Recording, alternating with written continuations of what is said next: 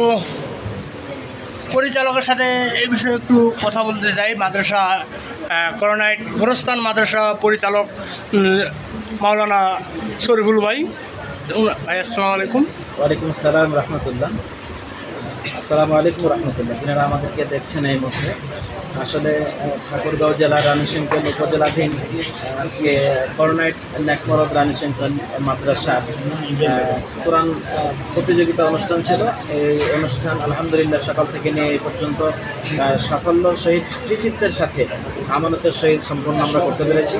এবং ইতিমধ্যে আপনারা দেখতে পেয়েছেন আমরা প্রত্যেকটা বিভাগের 1, 2, 3 থেকে 7ম স্থান পর্যন্ত যারা অধিকার করেছেন আমরা তাদেরকে সাফল্যমণ্ডিত করে তাদের হাতে পুরস্কার তুলে দিয়েছি। আপনারা আমাদের জন্য দোয়া করবেন যেন এভাবে প্রতি বছর ধারাবাহিকভাবে আমাদের কোরআন প্রতিযোগিতাগুলি চলতে থাকে এবং আন্তর্জাতিক পর্যায়ে যেন আমরা যেতে পারি।